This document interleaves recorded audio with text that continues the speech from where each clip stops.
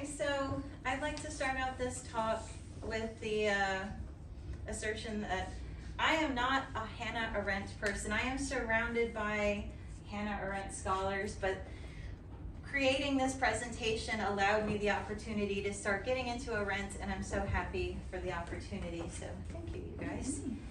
So what I'd like to talk about is just questions that philosophers have asked about the nature of friendship, and also why it might be difficult to be a true friend today. So first I'm going to talk about Aristotle's ideas about friendship, and I think if my understanding is correct, Arendt was very much a fan of Aristotle and his political thought. Talk about Epicurus, where we get Epicurean from, the hedonist who talks about the importance of friendship.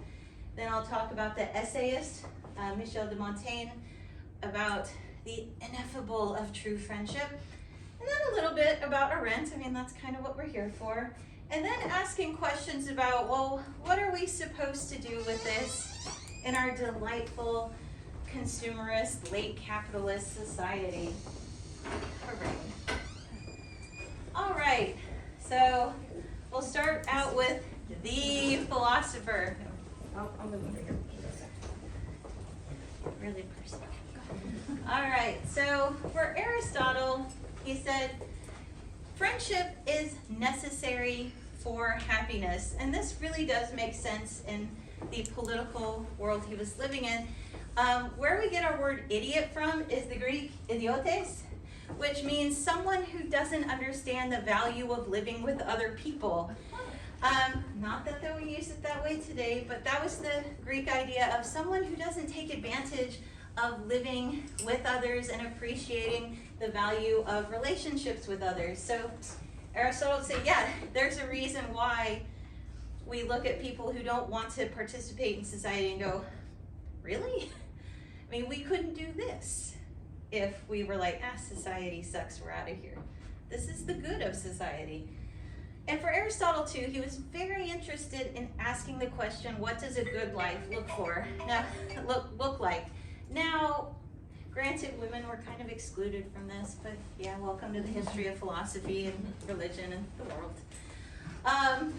But he thought friendships were an absolute necessity for happiness. You could have money, wealth, good looks. He does talk about appearance is a part of happiness. He's like, look, it sucks, but yeah.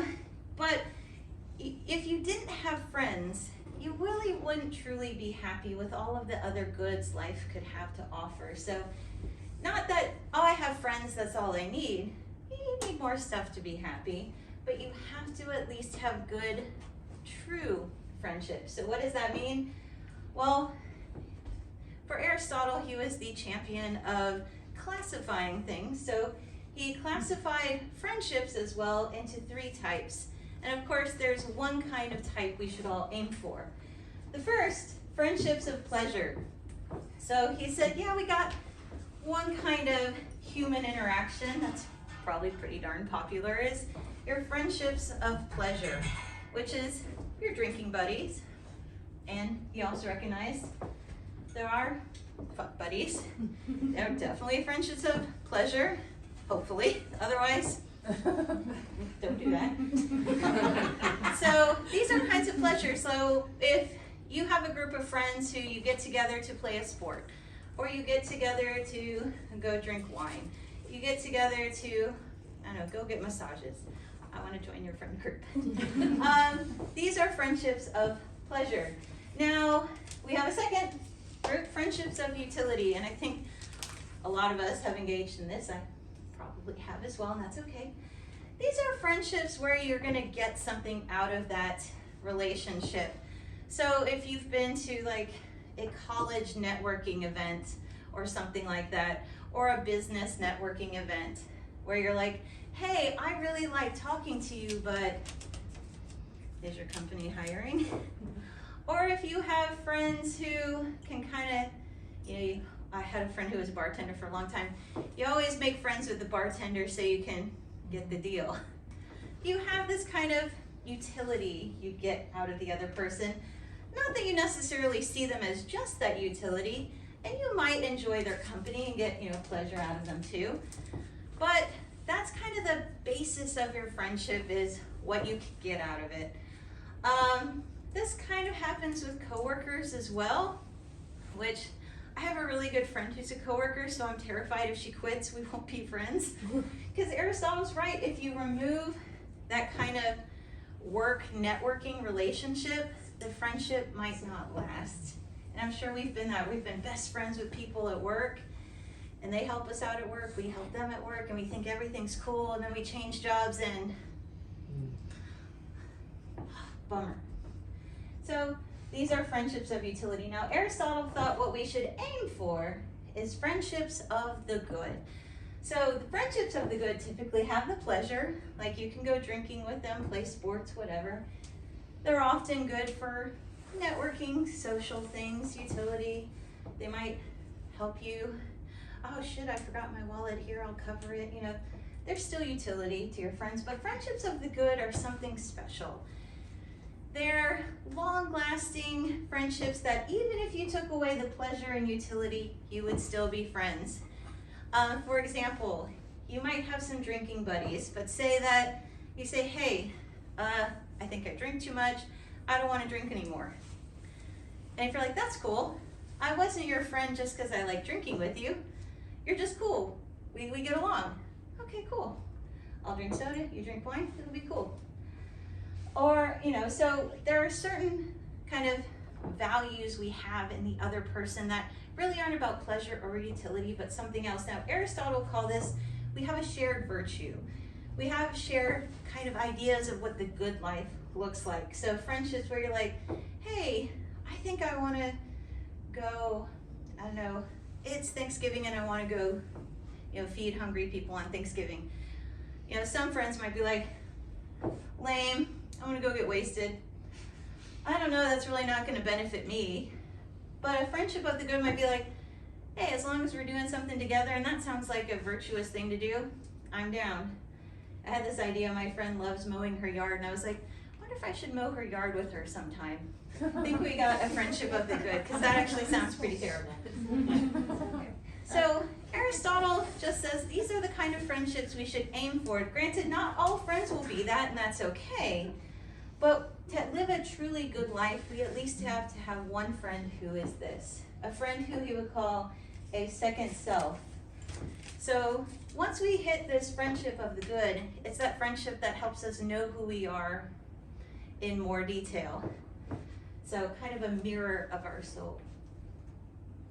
Okay, so next, Epicurus. Now I'd like to start out by saying, well, Aristotle thought, and that's why I think Arendt is kind of down with him, that the best friendships are friendships made in a political kind of unit in the state. You're going to make the best friends when you live in society in a political unit.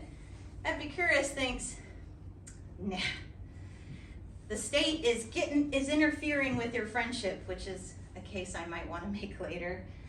So the best way to make true friendships is to leave the state, go live on a commune, he called the garden. You live on a commune where you can truly know one another. So what's wrong with making friends in the state? Well, for him, if you lived in the Athenian polis or the Athenian state, your friendships are inevitably going to be about, hey, I want political power. Hey, I want material wealth. Hey, can you hook me up? Hey, I hear that prostitute's pretty good, hook me up.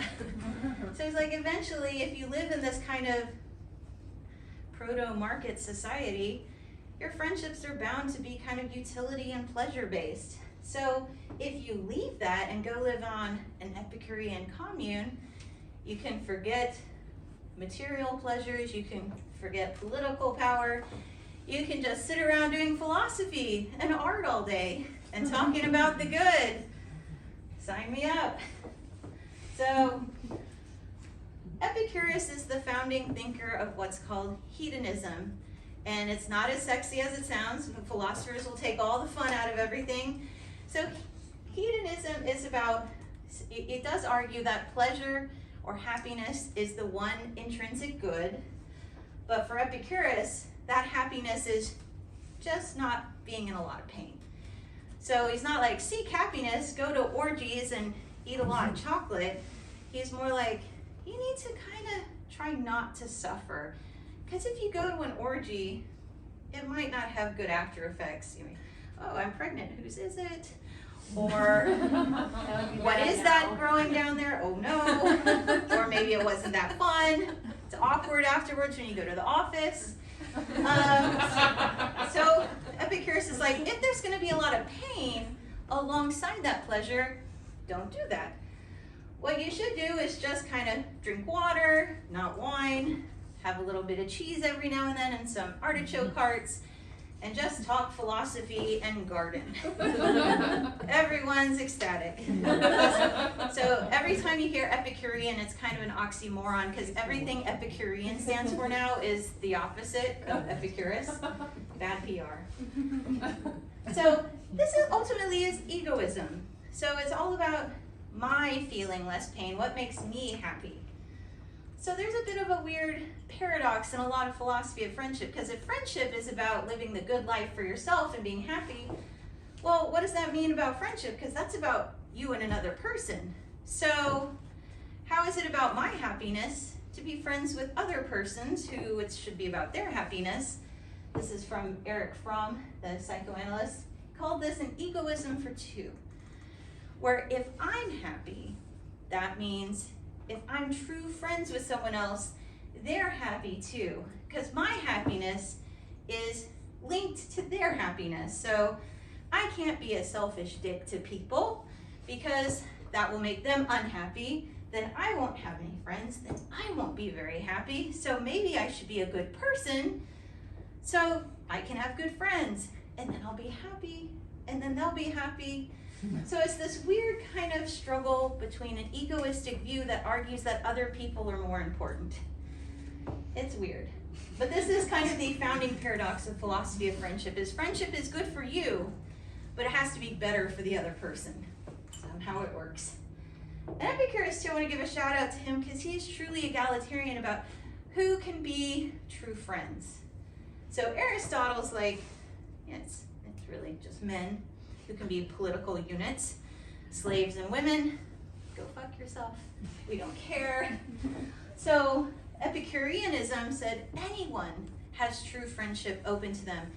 And this is true about some parts of Stoicism as well, which we won't go over, is that women can come to the Epicurean communes and be friends with men. Slaves can go to Epicurean communes and be friends and live the good life. So it's open to anyone. I just really like this saying from Epicurus. Friendship dances around the world, bidding us all to awaken to the recognition of happiness. So nothing kind of brings us more happiness than having a good friend, especially if we can find one in very difficult situations. Kind of leads me to the French philosopher Michel de Montaigne, who is about 15 to 2,000 years later, 15,000 or 1,500 years later maybe. So he is a French philosopher and essayist who had one true great friend named La Boétie. And the way he writes about this friend, it's almost like a melodramatic love story. It's just beautiful. Though I think if some of us heard our friends talking about us this way, we'd be like, oh, creep factor of 100. But when it's other people, oh, that's sweet. So Montaigne is a very embodied philosopher. He is working in the 1500s in France, and he really writes about what it's like to be a person, which in the history of philosophy is surprisingly lacking. Philosophers write about people as if they're these minds or brains or consciousnesses just floating around on little segways or something. But Montaigne puts philosophy back into the body. He writes about having kidney stones. He writes about going to the bathroom. He writes about erections. He's a real person. And so all of his essays focus on these kind of down-to-earth things like being friends. So he had this very good friend named La Boétie who died suddenly. I mean, it was the 1500s. I'm sure that was very common for people to just be like, whoops, dead. Hooray for modern medicine. And so when he's thinking about the nature of his relationship to La Boétie, he writes, "If you press me to tell you why I loved him, I feel that this cannot be expressed, except by answering, because it was he, and it was I." So amazing.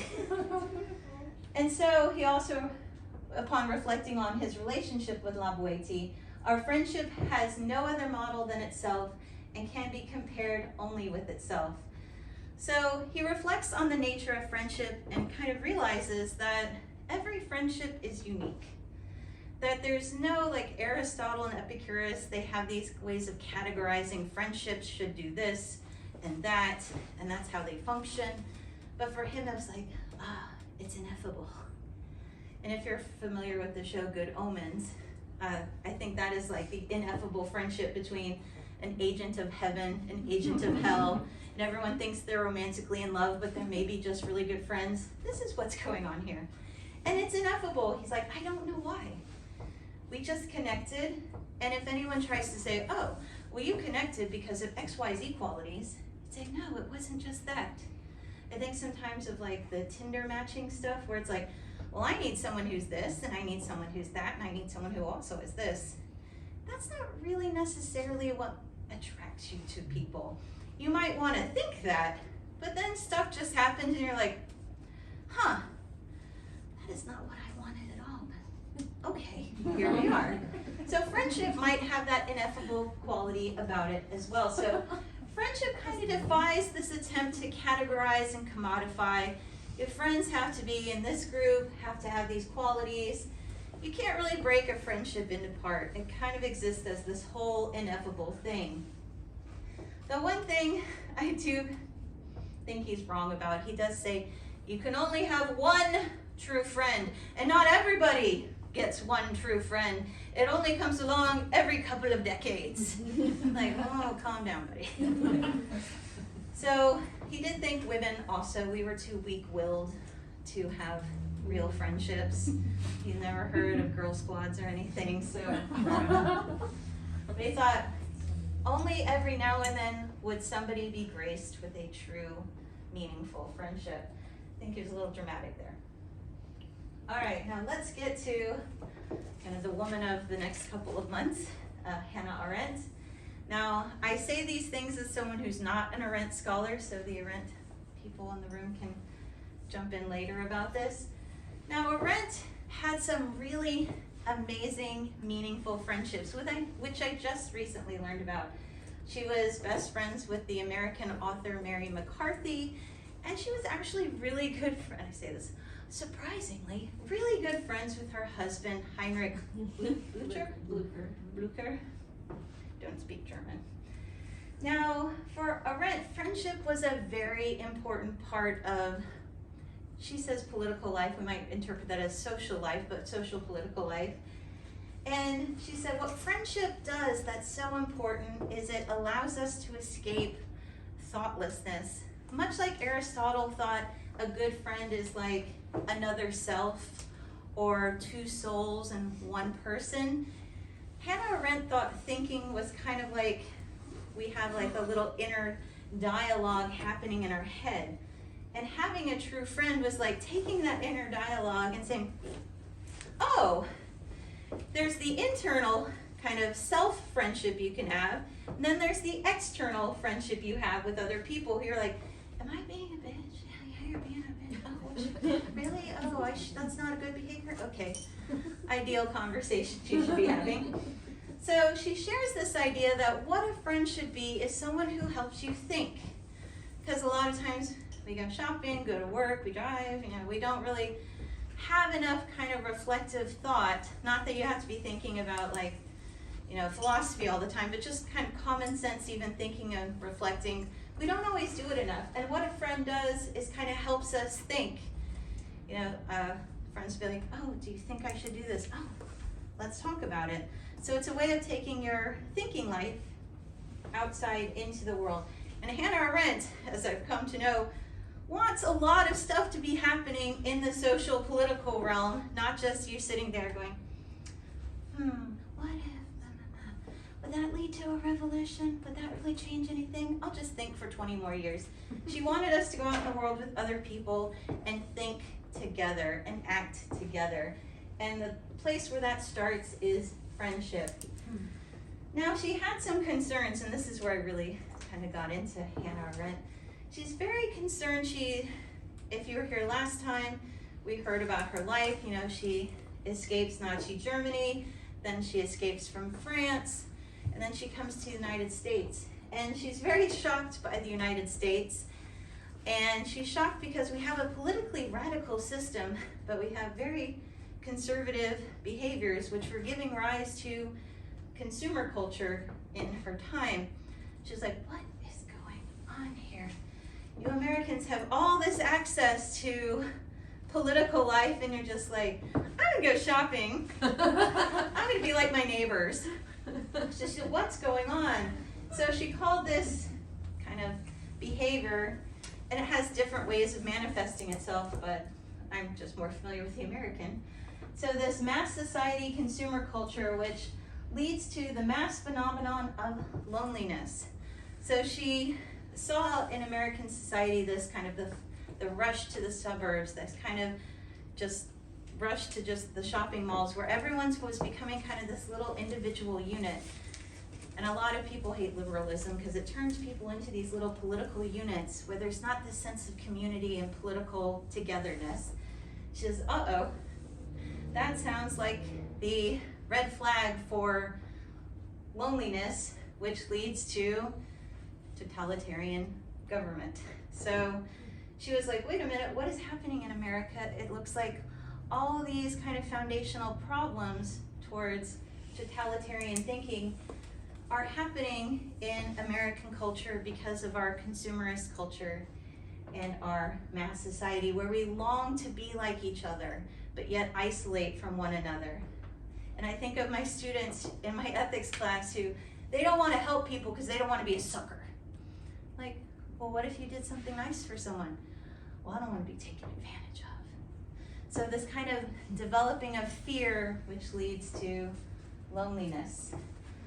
So, by the way, a little side note, I'm a big fan of this guy here, Michael Sandel. He's a contemporary philosopher, and I was just shocked, I must say, because Hannah Arendt is talking about her concerns about the loss of political, civic life in societies because of this rise of, well, in America, consumer culture and this kind of weird liberal isolation of what's mine is mine, what's yours is yours, I think this, you think that, don't tell me what to do.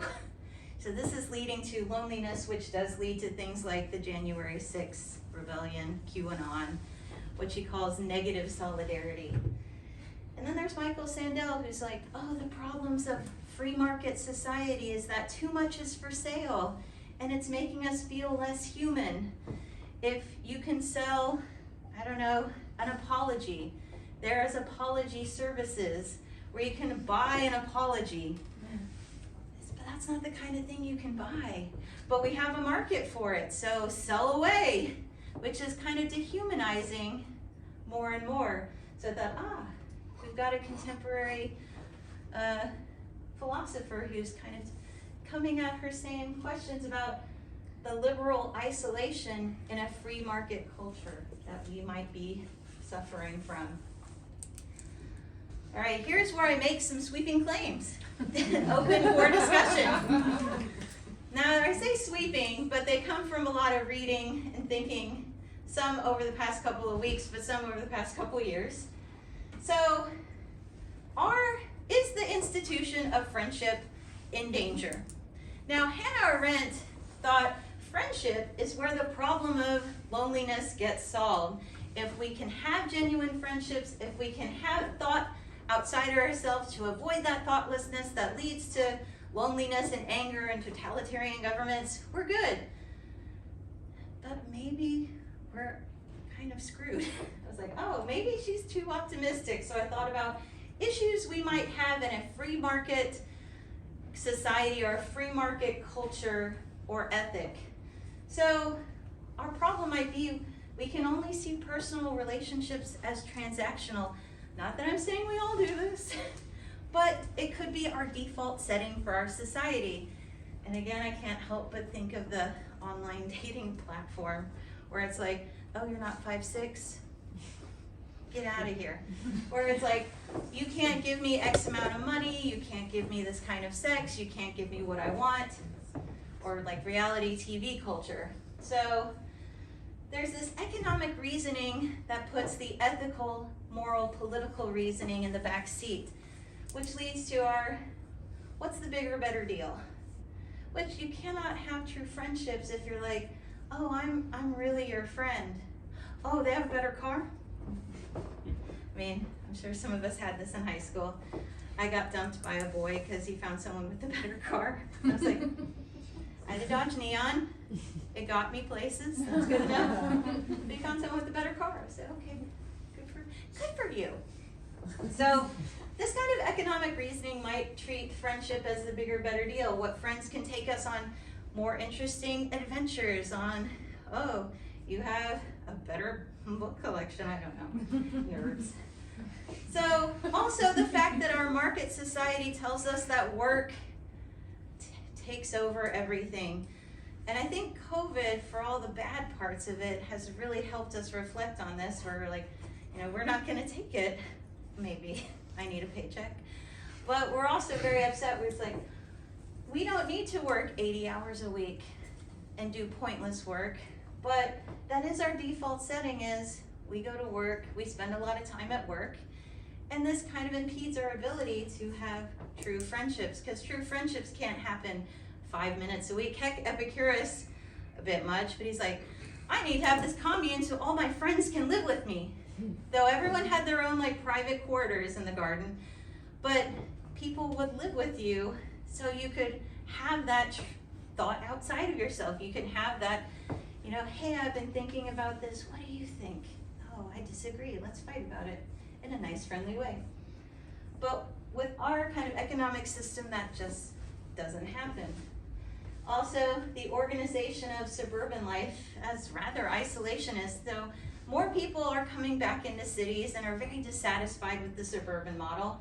I'm taking this from David Reisman's The Lonely Crowd. David Reisman was a friend of Hannah Arendt because she was friends with a lot of really interesting people. So he wrote a critique of American culture in the 1950s of how he saw Americans just fleeing into the suburbs, kind of being like, I'm gonna live here, my life is in my house, I compete with my neighbors for who's better, and that's life. And I thought, this is just gonna destroy everything. You might have had a point. And now, social media. It's kind of like the internet version of the suburbs. We go into our little blue feeds, our red feeds. We think we're making friends online, but they're really not our friends. So we're just kind of in a state of confusion about, what's real, what's not, who's a real friend, who's not a real friend. I mean, you can have real friends on social media, but we also get bamboozled a lot by algorithms, advertising. It's not a place that's just about actually social interaction. It's again, market forces kind of preying on you. We'll offer you some friendship, but good luck finding it. Buy some more underwear. I bought underwear once. I don't need more underwear. So the question I'm left is like, well, given the requirements of friendship given by these philosophers, is Arendt right? Is friendship the way to kind of get out of this problem? Or are we kind of screwed that there are a lot of forces working against us to keep us as economic units where we are consumers more than full human beings? So those are some of the questions. So here's Arendt with thank you, Butcher, and Mary McCarthy, her bestest friend, or two of her bestest friends in her later life. So here's some questions I have.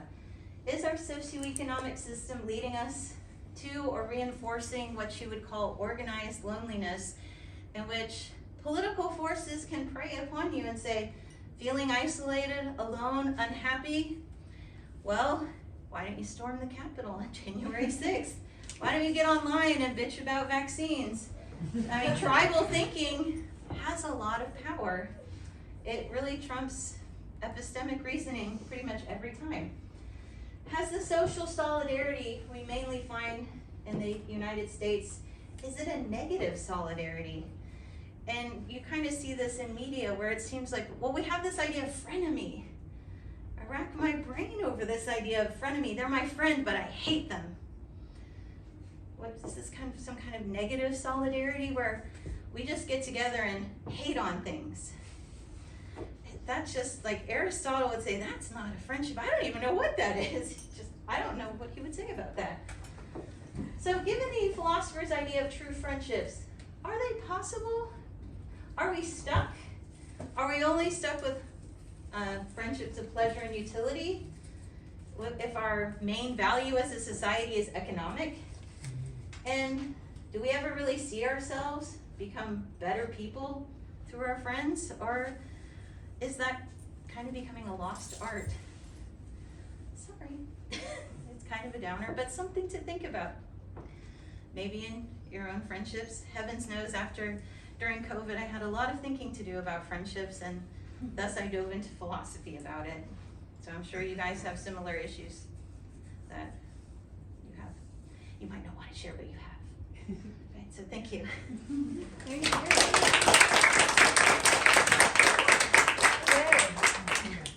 All right, so now we're going to open this up for discussion. So do you want to call people, or do you want to do it first? Want me to moderate? You can do it. Okay. You're my friend, you do it. Okay, so just a couple of ground rules. So please ask one question at a time. So if any of you are philosophers, you will know that we never do this. We'll say, well, I have a question, but first I'm wondering if you have read the work of such and such, in which they say this and this and this, and you ask a question, then you say, okay, well that's interesting you say that, because now I want to, so just one question, let her answer, and then let's move on to somebody else. Hasn't read it, if honestly. nobody else has a question, then of course it's fine, and you can certainly ask more than one question, just not, after another. Yeah. Right? And then also, please be mindful of the fact that not everybody has read or is familiar with the same thinkers you are. So try to avoid name dropping and, like I just said, well, if you had read now, did you read Michel de Montaigne's wife's laundry list in which she talks about visiting? I want to read that. I know so much. So beyond that, does anybody have any questions? Yes? In what you've read, does Arendt talk about, because I didn't hear the words honesty and trust in the context of relationships. So, from what I know about Arendt, and this is reading a second-hand source about Arendt and friendship, apparently she did have a very strict idea of duty to other people, which I know when we hear about there are things you have to do for other people, we kind of cringe as the individualist society that we are, like nobody's telling me what to do. But for her, there was, if you are friends with someone, there are ways that you have to act towards that person. So I think when her friend Mary McCarthy had a miscarriage, she got on a plane and was there like that because you're my friend, you are suffering. Even though I have a lot to do because I'm freaking Hannah Arendt, I get on a plane and I go to you because I have a duty and an obligation as a friend. So there were certain things you had to do, and I think when Mary McCarthy was going through her third divorce, not the literary lifestyle, Hannah Arendt was friends with her and Mary McCarthy and her husband, Mary McCarthy's husband, and so she was kind of like, well, I think of them as both my friends, so I have a duty to kind of tell it like it is to both of them and say, hey, you're kind of being a shit to your husband. So, granted you want to divorce him, but you can't act this way. So she did value certain virtues towards friendship, which is, yet again, very Aristotelian. There are certain ways you have to act to people you respect. And sometimes that does mean telling them when they're not being a good person. Nobody likes that, but yeah. Yeah. Okay, so I was wondering, you had mentioned as you go away from friendship, you go towards totalitarianism. Mhm. So in my head, I saw the two, like the left and the right, and the extreme being communism and then extreme being fascism. In that model, is it accurate or are they just both totalitarian? They're both. So, It's my understanding that she found like the Bolsheviks movement in Russia to also be that same kind of, there's a lot of dissatisfaction, unhappiness, isolation, and it kind of leads to this political movement. So she like kind of has the same foundation. It's leftist, but it has that same totalitarian. I might defer to the experts It's over the here. eradication of the identity. Yeah. There we go. oh, okay, so the friendship is basically balancing us. Yes, the friendship is what helps center you. So for Arendt, your identity is based in part on the feedback that you get from other people. So to not have friends and to not be part of public space and public life is to literally not know who you are as a person. And that in terms of friendship, the people that are around us, they do have a duty to be honest with us about who we are. So when we're talking about the 2-in-1 thinking, Yeah. we have these thoughts, we put them out into the world, we test them out. Someone says, that's crazy. That doesn't make any sense. You're like, oh shit, I should think about that again. So she does rely on friendship to help us not only understand ourselves, but to understand our own ways of thinking. And this is part of like kind of the concern about with tribalism nowadays, where it's like you have to think exactly like how we all think, otherwise you lose the community, which is a really terrifying thing for most people. There's a skeptic I enjoy named Michael Shermer, who's a libertarian, but he also believes in global warming, which is not popular apparently in the libertarian community. And so he's always at odds with his tribe, and he's like, look, I politically like you people, but I just see the data and know that global warming's happening. And they're like, boo, get out of here. And that's very threatening when you need a sense of community, because you don't want that isolation and loneliness, that you say, hey, I have a contrary idea. It's like, if you're in an anti-vax group and say, hey, I just read this thing that maybe vaccines don't cause autism, you're gonna lose your community. That's pretty terrifying. If you have a community that won't allow any other thought. So can you keep, I'm only asking because I'm gonna end up arguing with my grandpa later. He always calls me a communist and I'm not, but like, what I'm getting at is the more friendship you get is not equal to closer to communism, right? It's No, like, no. I mean, Can I? oh, go ahead, yeah. Sorry. Can I defer to my friends? So if you imagine if you're isolated, if you're lonely, then kind of like Nessa is saying, you know, you'll latch on to like a group, right? And you end up letting that group think for you, right?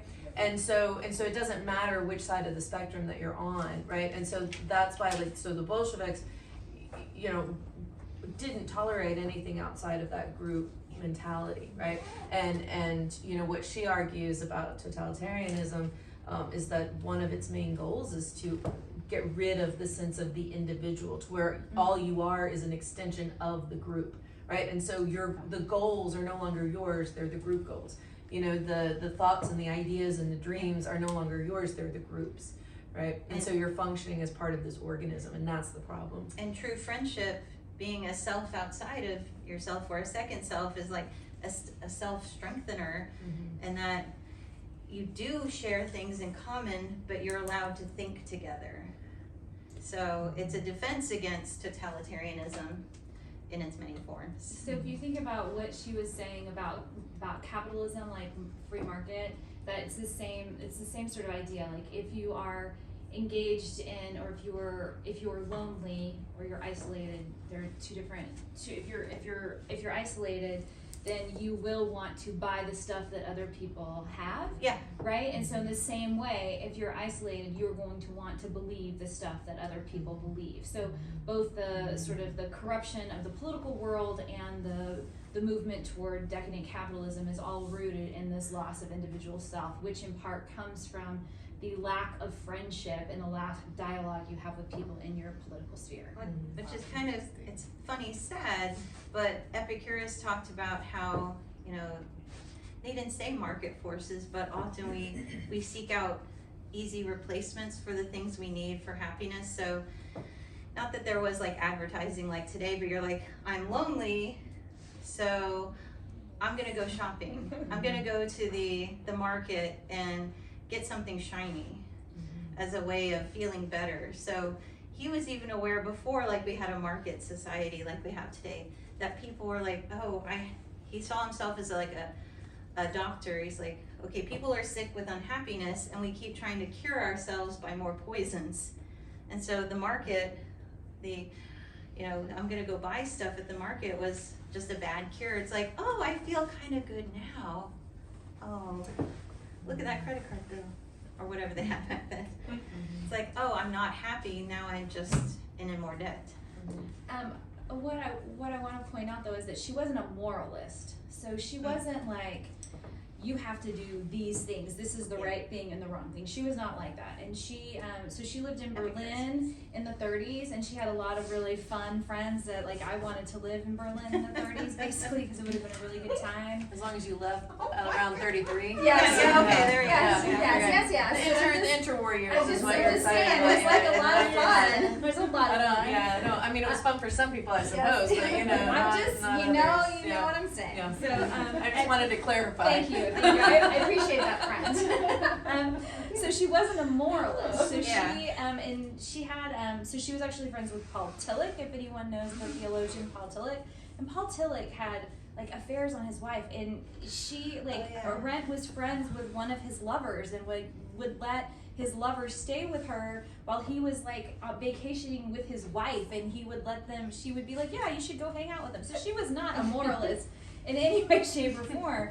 But she did have these ideas of duty and of being honest. She never lied about you should or I think you should do this or you shouldn't do this. But she did let people do what they wanted to do. And she talked about being part of like the swinging Berlin scene, and that people were too caught up in monogamy in the United States and all sorts of stuff. Yeah, she did find America to be kind of a weirdly over moralistic, but at the same time, there was right and wrong that you do to other people. She just thought Americans were just like, you guys are weird about it. Yeah. I don't think she was not. She did not understand our obsession with it's like you were monogamy. founded by Puritans. Christianity, right? Just a little bit. Yes. Oh, sorry. Oh, So, I'm trying to keep it to one question. So I have a daughter, and I'm a very social person, and she isn't. And so her terminology is something we hear very often, is that, Mom, you're such an extrovert, and I'm an introvert. And why are you out there, and why do you feel the need, is how she said it, to have so many people in your life as your friends? She said, and I just don't understand that, because I don't need anybody. But yet she has a lot of issues, and that's the reason why I came. Because I want to understand that, not just my daughter, but in general, because I know many people like that. And so therefore she made me feel guilty.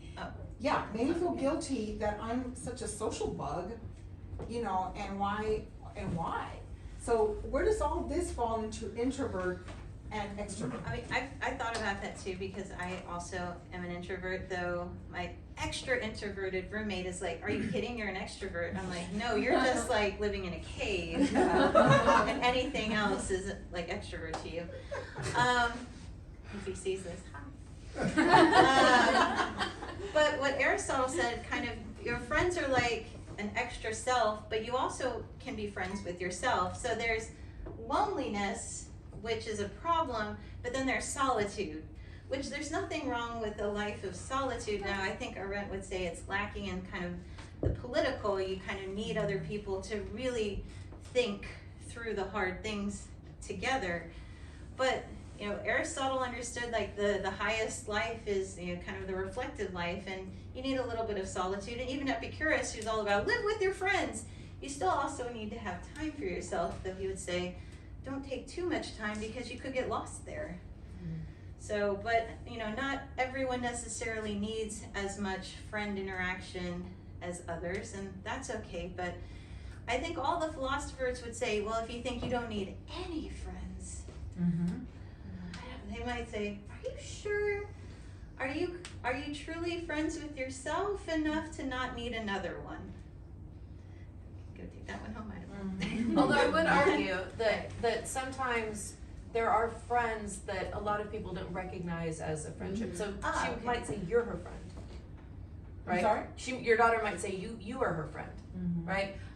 Or there might be somebody that she communicates with that she can, a teacher, or there might be somebody that she considers to be a friend, right? Well, I mean, so I have. Yeah. one I that sometimes, when I was kinda grew up younger like that and was too, but- very introverted, would consider like books and Yeah. things I listened to be friendish. Right. Okay, well then her books are her friends. Yeah. I The mean, I characters don't in know the books how are her friends. I don't know how Yeah. these philosophers would respond to that. They'd probably say, "Oh, you need something a little more, interactive." But I don't know. I don't think all of them would, but it's scary these ones. to Well, be a it friend, is scary. to have a friend, Yeah. right? Oh, it's scary to have a friend? Yeah, it's scary to ask someone to be your friend. I've never Right? had that problem. Really? With the other introverts You have have the superpowers. But the rest of us, no. As it's an like- adult, especially, like, you want to go do something? Yeah, Or we ask them Will to you go do say something. yes? It's scary, and like I think that with a lot of young people who have been inside for like 2 years, Yeah, like that's true. it's for me it's so awkward to be around people anyway, and then you get me away from people for 2 years where I have basically gone feral. Like I don't even, Yeah. I like you don't even see what I look like. It's hard because you've had all these thoughts, and that's why it's so important to have people reflecting back to you, because once you've lost the habit of having people reflect back to you, it is scary as shit to be like, oh my god, I have to reveal myself in this space, and people are going to judge me. And I think Oh, that's sad. But maybe that's me. Is that I know, releasing my own no, you're psychology? right. I think Right? you're But right on. go ahead. I'm And I sorry. think part of what compounds that fear is that, in our question, how many people are defaultly introverts in a society that is so transactional already. And it's scary. I think a lot of people are looking for friendships of the good, but we are by default kind of looking for utility and pleasure. And if you don't know how to break out of that and connect with that, I think that's a lot of what the issue is. A lot of people express, I'm lonely, but have no idea how to build a friendship of the good that they're looking for, but don't even know that that's what I they mean, because necessarily Aristotle argued that you needed good models to base your virtues on, and if you haven't seen a friendship that is not transactional, then, or a romantic relationship that's not transactional, I don't know what to do, and it's hard to see that in the media It feels too, like not just with personally. our generation too, which I say our, I'm 27, but it feels like as growing up that like I didn't get a whole lot of good models for friendship without utility or pleasure, and it's actually something that I was naturally drawn to because I was a Disney kid, and that's all they are on Disney. Oh, the virtues abound in the Disney world. They don't really, but you know what I mean? Like They ideally acted do. like they did. And then I would be at home with my parents and, they'd pick apart your friendships. They go like, Oh, yeah, that's not a good one, you can't have that one doesn't serve you. And then I watch them interact, and they're also, well, I'm only with him for his money, and like, so we kind of don't have any good, or I don't know, maybe y'all have some good ones. Sorry. I'd say maybe that's why I was like, am I generalizing inappropriately here? I kind of worry that maybe I'm not generalizing fallaciously here, that this might be a default setting in a mass market consumer society. Sorry. I was gonna say, I don't know if y'all listened to the podcast associated with this event, but I listened to it on my way here. And one of the things I thought was really interesting was that a lot of the talk about friendship in the podcast was about the writer, I forget her name, feeling like she had a friendship with Arendt, someone who she never met, and someone that she felt was a true friend that she knew through her ideas and through her words. And I thought that was really interesting because we don't think about friendship that way now. Friendship is highly visible and highly kind of public. And I thought it was interesting how they talked about the importance of the private sphere as well as the public. And I know Arendt, like, you know, was all about having public discourse, but they talked on the podcast about also the importance of the preservation of the self, and how a good friend in a way lets you be you, and lets you be private in a way, and the difference. And so I don't know if you had anything to say about that. I thought that was really interesting. I am kind of, I hadn't thought about that, but you know, we've talked about the idea of reading someone and finding that connection as a form of friendship, and I do want to think more about that, because I mean, Montaigne should have loved that. He had this library, he spent all this time there reading all the greats in Latin, and I mean, how could he not come to that conclusion that, you know, all these philosophers were having this kind of connection with him? Now, he was a more private, he's my friend who doesn't like women. I know. We talk about that. Yeah, we argue. No, but about I would say that Arendt would say. But Arendt wouldn't like that, No, Arendt would say that she couldn't be friends with the author because all this, and I forget her name too, which is terrible. Madeline Tien. Thank you, Grant. You're so good. You're so good.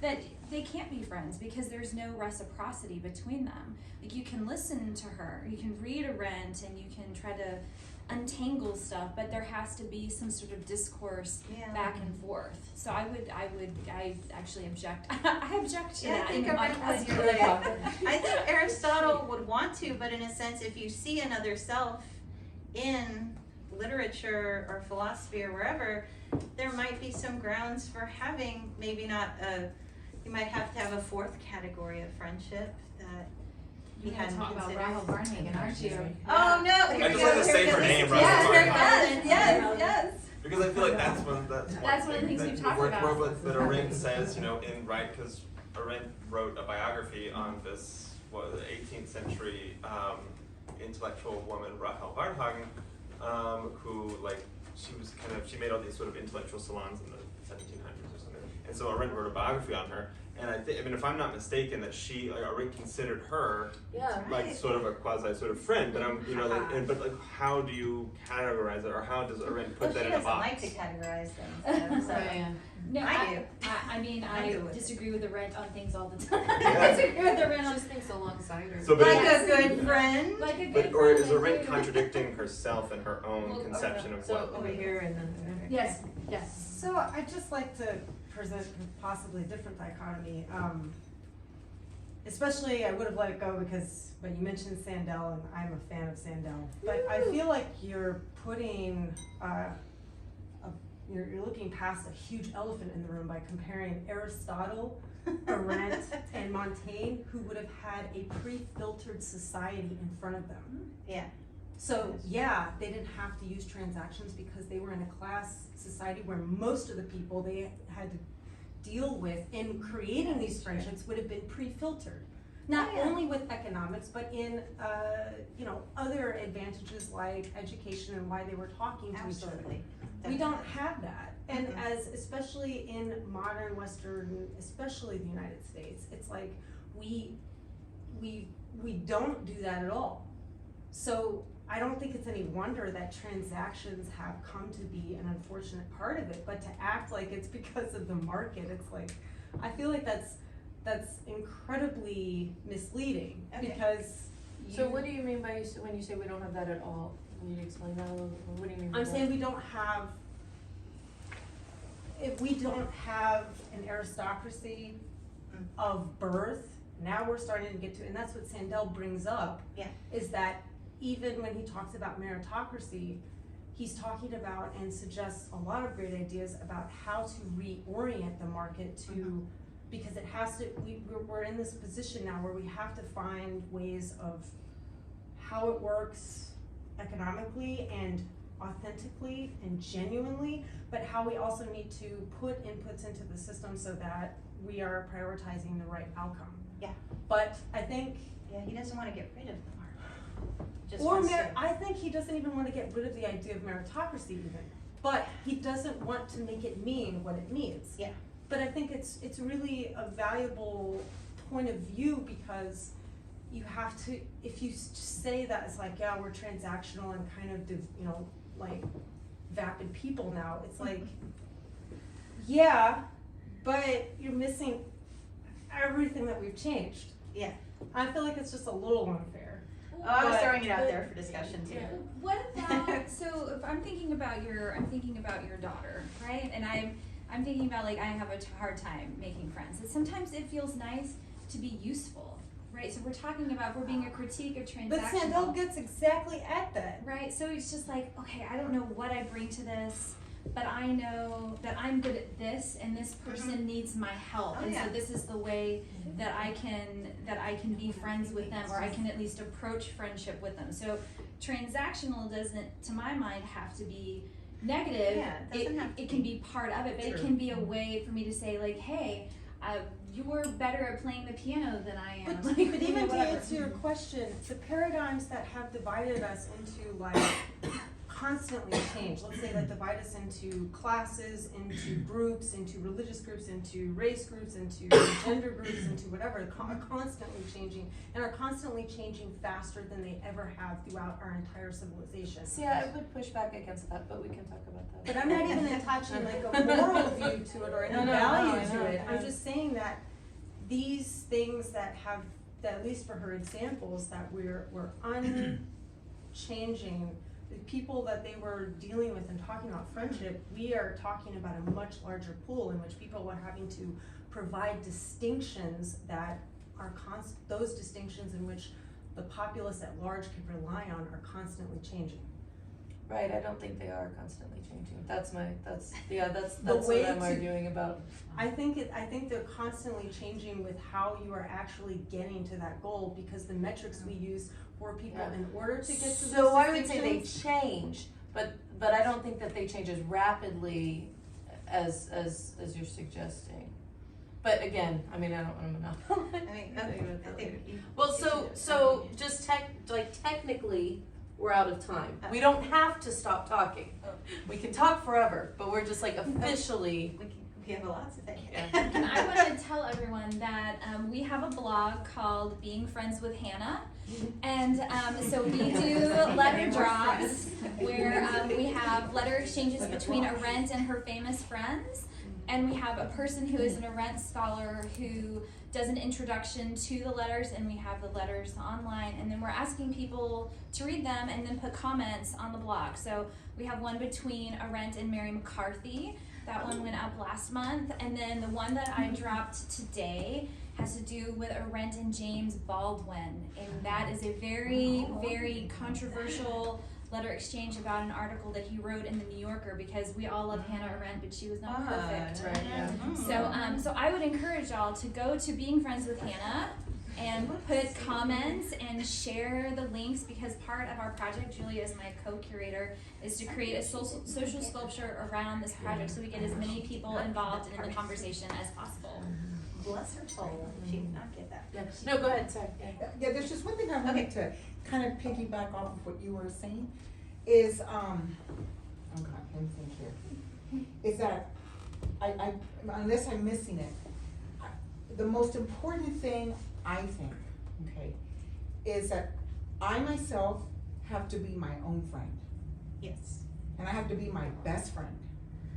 You And can I- have an internal and an external best friend.